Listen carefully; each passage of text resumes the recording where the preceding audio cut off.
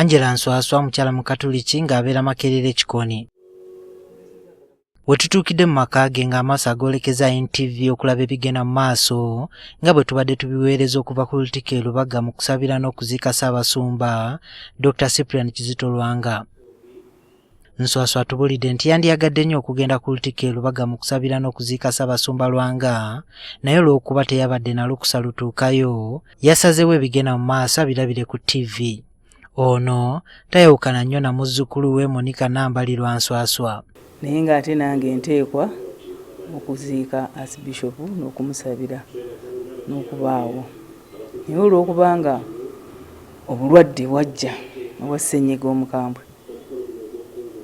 okungubaga tukungubagiridde waka.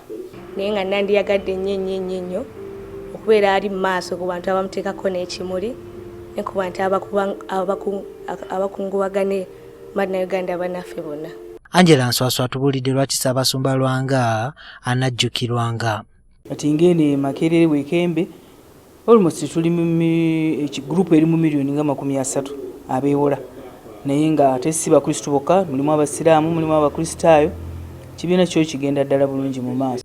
Nswaswa tabadde yekka kubanga ne mu bitundu ebirala gye tutuuse kibadde kye kimu. Emmenga bakolera mu saluuni eno n'abamaaso gabadde ku ntimbe za TV weewaawo ng'okuva wano n'okutuuka Lubaga emikolo gye gibadde Kinyana Mpindi. Obukwakulizo obwateekeddwawo nabo tebubaganyizza. Ensonga baatugambye nti abantu batono abagendayo bagenda kukkirizayo bamu na bamu, so si buli omu. Bagadde nnyo okuba nti ndi ku mukolo ogw'okusibula Ssaabasumba, naye kyannaku nti gavumenti yasazeewo omukolo gubeereko abantu batini. Mike Walugembe ng'alina edduuka tumusanze atumbudde leediyo mu dduuka lye kyokka ng'awuliriza ebigenda mu maaso e Lubaga. Ono naye w'emmengo. Y'ensonga nti security gye baataddewo okukontrolinga okusaba lutikko eremesezza omuntu owa bulijjo nga ffe abatambuza ebigere baneekolera gyange abandyagadde tufune naffe omukisa okuwerekera ku mwagala w'abangi. Abamu essimu eziriko leediyo babadde baziteza amatu. Kizito Lwanga abavubuka bakutteko nnyo. Bafuula abaana abawa omukisa nsanyukenga naye. Naye nga mu bufunze olunaku lwaleero lwandibadde lutukuvu nga ne kalenda lwandibadde balwongera ne balumyusa bumyusa, ensi yonna neggalawo ku birungi Dokita byakoledde eggwanga lino. Kyokka bano bonna wadde babadde balaba n'okuwuliriza ebigenda mu maaso bagamba tekifaanana na muntu atuuseeyo, era abamu tebabadde basanyufu obutasobola kwetaba ku mukolo guno obutereevu. Tuba n'ebitutaataaganya bingi, kasitomaze ate omukozeeyo kati mubaamu kyotojja kuwulira.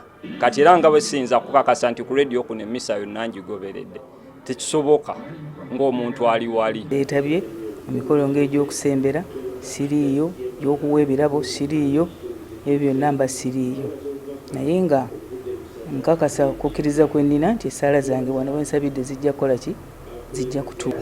Kyensinza okumisinga obutakusiibula Archbishop kubanga adde yeetaagibwa okusiibula ensi yonna okutukomako abantu abagenza mu church n'abanamuziika.